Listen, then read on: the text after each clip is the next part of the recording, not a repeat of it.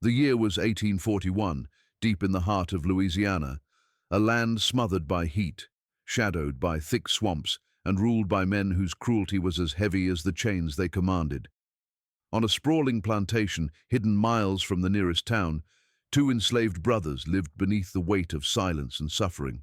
They were known simply as Abram and Elias, names whispered by the other enslaved workers with a strange mixture of fear, respect, and unspoken hope. Everything changed the night the swamp fog rolled in thicker than ever before. A single act of unimaginable cruelty shattered whatever restraint the brothers still carried, unleashing a storm of vengeance no one on that plantation could have seen coming. What followed became the most terrifying chapter in Louisiana's hidden past, a series of eerie, unexplained deaths that claimed 35 lives, each one more unnerving than the last. Some say the brothers used the swamp as their shield. Others claim something darker helped them, something ancient that lurked among the cypress roots and watched silently as justice twisted into horror. By dawn, the whispers had begun, two shadows walking as one, two spirits fueled by rage, two brothers whose vengeance refused to die. And tonight we tell their story. The world of Louisiana in 1841 was a landscape shaped by heat, hierarchy, and unrelenting control, where vast plantations sprawled like isolated kingdoms ruled by masters who believed themselves untouchable. Life on these plantations followed a rhythm forged through force, a rhythm where the sun dictated long hours of labor, and the overseers dictated everything else. The enslaved people who lived there moved through each day under the weight of commands they could not refuse, watched by eyes trained to catch even the smallest sign of resistance.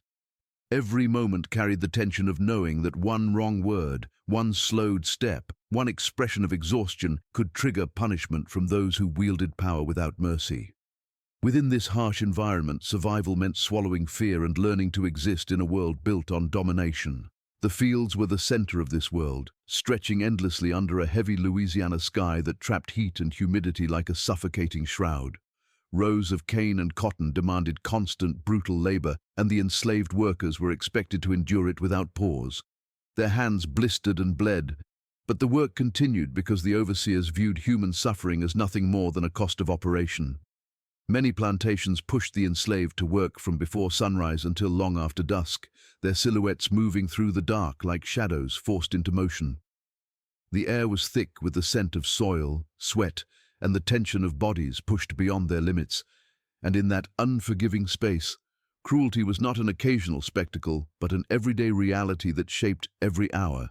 Inside the plantation quarters, the atmosphere was no gentler. Cramped cabins held entire families, though family itself was fragile under a system that could rip loved ones apart without warning. Nights were filled with whispered conversations, quiet attempts to pass down stories, memories, and bits of hope that might survive long enough to reach another generation. But even in the privacy of these small wooden rooms, fear seeped through the walls like dampness. Overseers patrolled unpredictably, sometimes walking between the cabins with lanterns swinging from their hands, searching for conversations or gatherings they deemed suspicious. The enslaved learned to measure their words, to mask their emotions, and to communicate their suffering in ways that wouldn't bring additional punishment. Silence became both shield and prison. Beyond the fields and quarters, the plantation house stood as a towering symbol of the hierarchy that dictated every life on the grounds. The house, often grand in appearance and decorated with the illusion of gentility, was the place where decisions were made that shaped the fate of countless individuals who had no voice in determining their own existence. From those rooms came orders that could separate families, withhold food, or increase the already brutal workload. Wealth and power insulated the slaveholders from consequence, giving them the confidence to enforce whatever rules they pleased. In their eyes, the enslaved were property to be managed, and this belief gave rise to a culture where cruelty was not only accepted but institutionalized. Each person forced to live under these conditions learned quickly that justice did not flow downward, and mercy was a rarity reserved only for those in power. The oppressive nature of Louisiana's plantation world in 1841 created a constant atmosphere of fear, but beneath that fear ran currents of quiet resistance, resilience, and the desperate will to hold onto fragments of humanity in a system designed to strip them away. Enslaved men and women carved out moments of connection where they could, passing songs through the night air or sharing stories that reminded them of who they once were before chains marked their lives. In the shadows of suffering, they nurtured small sparks of identity and strength, sparks that refused to be extinguished despite the relentless attempts to break them. And it was within this suffocating environment, with eyes always watching and cruelty always near, that the seeds of defiance took root among those who could endure no more, shaping the story that would soon unfold in the darkest corners of Louisiana's history. The bond between the two enslaved brothers was forged long before the events that would etch their names into the hidden corners of Louisiana's darkest history. Abram and Elias had grown up side by side, navigating a world where childhood ended early and innocence was stripped away by the harsh realities of plantation life. They learned to rely on each other in ways that went beyond blood, forming a connection built on shared suffering, silent understanding, and a mutual promise that no matter what the world took from them, it would never take the loyalty they held for one another. In a place where families were torn apart with a simple command, the brothers treated every moment together as something sacred. They developed a language of glances and gestures, a way of moving in sync that allowed them to survive each day with a unity that set them apart from everyone around them. Even the overseers, hardened men who thought themselves immune to sentiment, occasionally noted the unusual closeness between the two, though they never understood the depth of it. Their shared experiences carved them into mirrors of each other, reflecting the same wounds and fears, but also the same fierce determination to endure. Abram, the older by 3 years, had the steady calm of someone who had learned early how to hide his pain, how to keep his thoughts contained behind a controlled expression that revealed nothing to those who sought to use it against him. Elias, younger and quicker in both movement and temper, relied on Abram's steadiness to anchor him through moments when rage threatened to boil over. Together they created a balance, a quiet partnership that made them stronger than either could be alone. Through each whipping they witnessed, through every night where hunger gnawed at their ribs, through the countless days spent bending over cane fields under a merciless sun, they shared a wordless vow that whatever harm came to one would be borne by both, as if their souls were bound by something deeper than the chains around their wrists. As the years passed, the brothers developed a reputation among the enslaved community for their unspoken unity, a bond so unbreakable that others drew comfort simply from being near them. In whispered conversations within the cramped cabins at night, people spoke of Abram's ability to stay calm in the face of cruelty and Elias's unwavering willingness to protect those who could not protect themselves. Together, they created a small pocket of safety for those who suffered the most, offering quiet acts of kindness that rarely traveled beyond the shadows of the quarters. Some believed the brothers shared a connection that bordered on the supernatural, an instinct that allowed them to sense danger before it arrived or feel each other's distress, even when separated by distance. Whether or not these beliefs were true mattered little to those who clung to them as a source of comfort in a world where hope was scarce. However, the overseers viewed the brothers' unity with a mix of suspicion and annoyance. Men who thrived on control found it unsettling that Abram and Elias reacted not as individuals but as a single force, responding to commands with synchrony that seemed almost deliberate. To men used to breaking spirits and bending bodies to their will, the brothers' quiet defiance, subtle as it was, felt like a challenge. They began to separate Abram and Elias whenever possible, assigning them to different tasks or sending them to work in opposite fields in an effort to weaken the bond they could not fully understand. But even these attempts failed to disrupt their connection, for at the end of each day, no matter how many barriers were placed between them, the brothers always found each other again, sharing sparse meals and exchanging stories whispered low enough to stay hidden from prying ears. This unshakable bond, this relentless commitment to one another, became the foundation upon which their future actions would be built. In a world determined to strip away their humanity, the brothers held firmly to the shared identity that no overseer, no master, and no system could erase. Their loyalty was not just emotional, it was survival, a lifeline in a place where isolation meant death and unity meant strength. And in the depths of their connection, beneath the layers of pain and endurance, seeds were planted. Seeds of defiance that would eventually grow into something far more powerful and far more terrifying than anyone on the plantation could ever have predicted. A single moment was all it took for the fragile balance the brothers had maintained to fracture beyond repair. And that moment came wrapped in a cruelty so severe that it carved itself into the memory of everyone who witnessed it. Life on the plantation was already defined by hardship, But there were occasional events that crossed even the boundaries of the everyday brutality, events that left the enslaved community shaken to its core. One such event struck directly at the heart of Abram and Elias, tearing away the last thread of restraint they had managed to hold on to. It began with the arrival of a new overseer, a man whose reputation for cruelty followed him long before he ever set foot on Louisiana soil. He brought with him an arrogance fueled by violence, the kind of man who needed to remind the plantation of his authority through fear rather than leadership. His first act was to single out the brothers, marking them as targets not because of anything they had done, but because their quiet strength unsettled him from the moment he laid eyes on them. His cruelty escalated quickly, and it became clear he saw breaking the brothers as a personal challenge.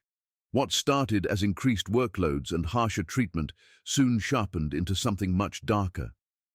One evening, under the fading light of the sun, he decided to make an example of Elias after a minor mistake, one so insignificant it would have gone unnoticed by any other overseer. In front of dozens of enslaved workers, he had Elias restrained, forcing Abram to stand mere feet away while the punishment unfolded. What made the moment unbearably cruel was not just the violence inflicted on Elias, but the way the overseer forced Abram to watch, refusing to allow him to look away. Every strike of the whip echoed through the plantation yard like a crack of thunder, and Abram felt each one as if it were laid across his own back. The overseer laughed as Elias collapsed to the ground, and that laugh carried with it a darkness that ignited something deep within the brothers, a fire neither of them had ever known before. The days that followed were filled with a heightened tension that the entire enslaved community could feel. Elias recovered slowly, though the physical wounds were nothing compared to the deeper marks that the humiliation had carved into him. Abram, usually composed and steady, moved with a quiet fury simmering beneath his controlled exterior. The overseer, oblivious to the storm he had created, continued to provoke them, convinced that he had successfully broken their spirits.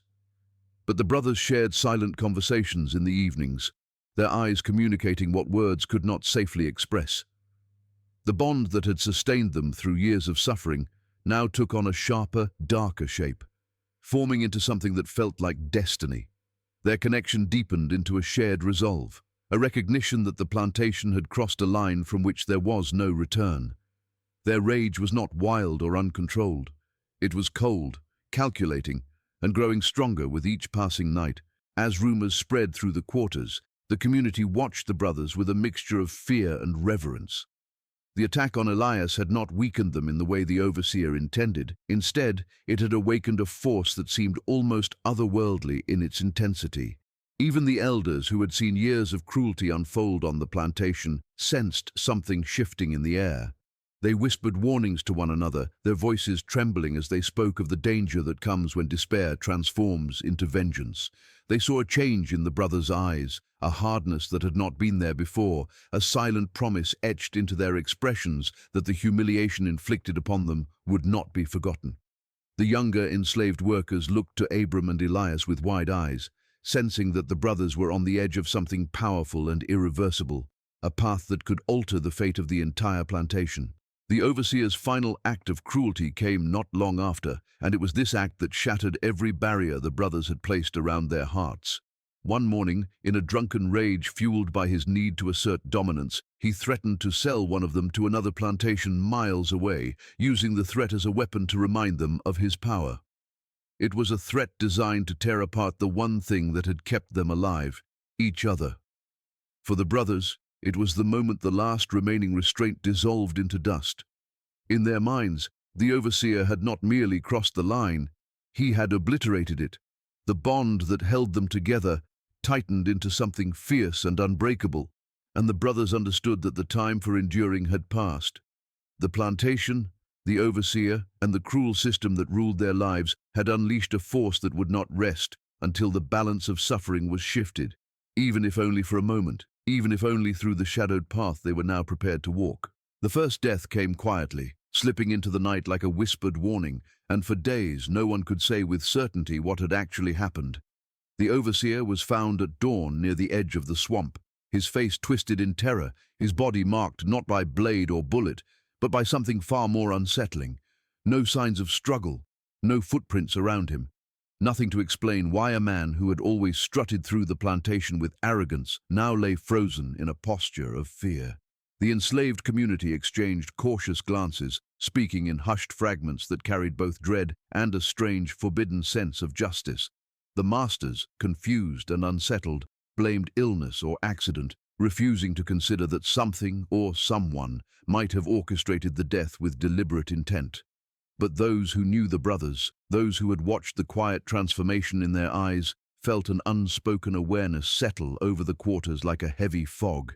The second and third deaths came with more violence, breaking whatever illusion of natural causes the plantation owners had tried to cling to. 2 field drivers were discovered near the cane rows, their bodies hidden among the stalks as if the earth itself had swallowed them. The way they were positioned suggested they had been trying to run, yet no one could explain how they had been taken down so silently in the middle of the night.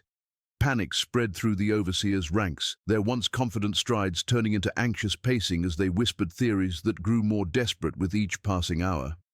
The enslaved, meanwhile, kept their thoughts guarded, speaking only behind closed cabin doors.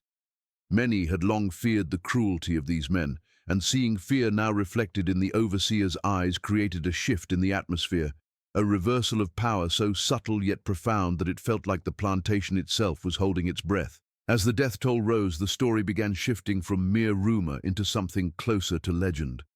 Bodies were found in abandoned sheds, along darkened pathways, even near the slave quarters, locations chosen with a precision that unsettled anyone who tried to make sense of it.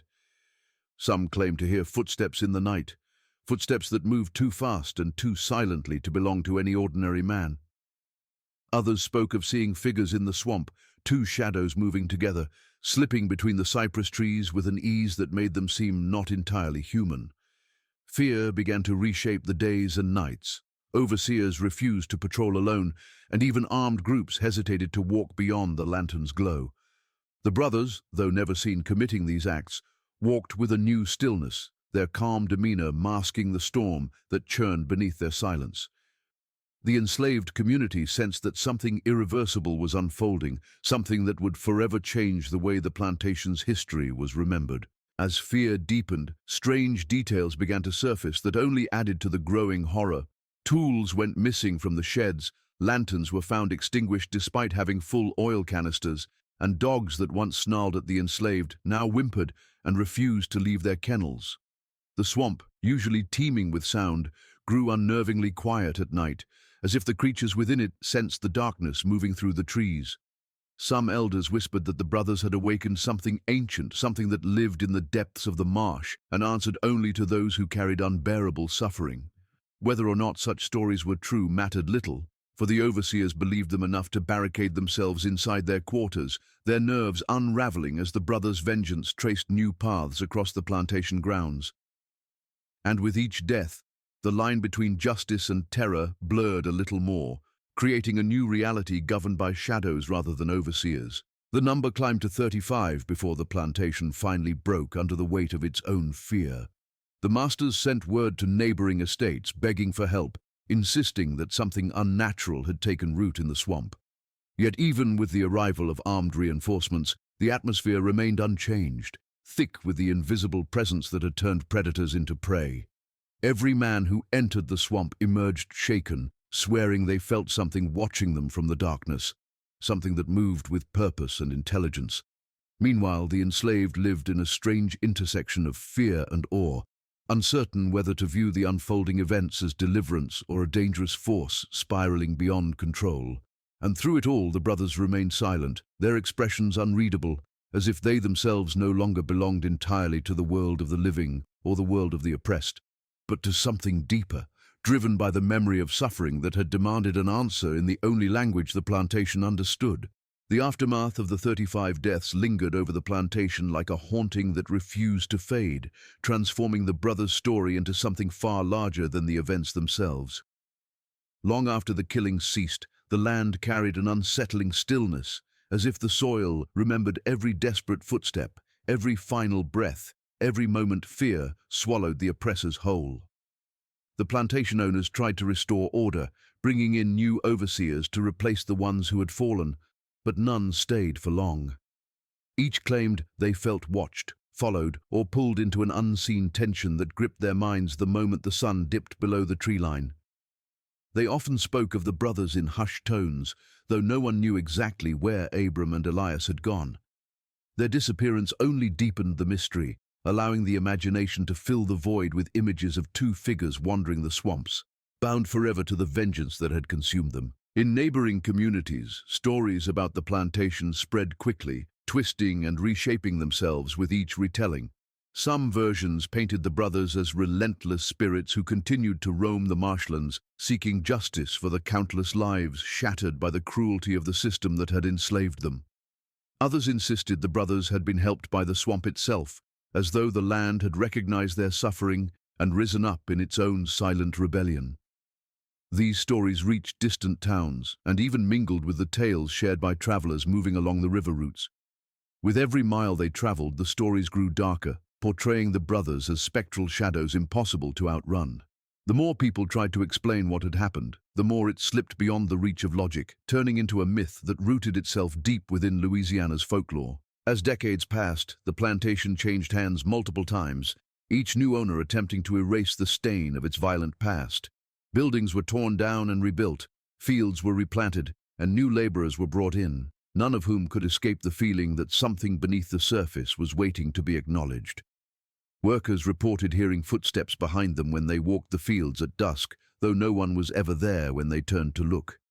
Lanterns flickered without wind, and shadows frequently shifted in ways that defied explanation. A few brave souls ventured into the swamp in search of answers, but most returned pale and shaken, unwilling to speak about what they thought they had seen among the twisted roots and murky water. The stories gained strength with each uneasy confession, reinforcing the belief that traces of the brothers' vengeance still drifted through the land. By the time the Civil War ended and the world began reshaping itself, the tale of the enslaved brothers had become a cautionary legend whispered to children when night settled too deeply. Elders warned young ones not to wander too close to the swamp, claiming that anyone who carried cruelty in their heart might find themselves targeted by the same fate that once befell the overseers. Travelers passing through Louisiana often asked about the infamous plantation, drawn not by curiosity alone but by a strange fascination with the idea of ordinary men pushed beyond human limits by suffering no one should endure. The locals responded with lowered voices and narrowed eyes, making it clear that some histories were not meant to be disturbed. The story was not simply a reminder of vengeance, but a symbol of the desperation born from generations of oppression, a testament to what happens when human endurance is stretched beyond its breaking point. Even today, the remnants of the plantation are said to be avoided by those who live nearby, not out of superstition alone, but out of respect for the lives engulfed by its brutal past. The land remains quiet, as though holding its breath, unwilling to let go of the memory etched into its soil. Those who walk near the old boundary lines speak of an eerie sensation, an inexplicable heaviness, a chill that lingers even in the summer heat, a sense that someone or something is still watching from the shadows. The legend of the slave brothers persists because it speaks to a truth deeper than recorded history, a truth carried through generations by whispers and fear. Their story survives not through official accounts or written records, but through the lingering dread that settles over anyone who dares to step too close to the place where suffering once ignited a storm that reshaped the land forever.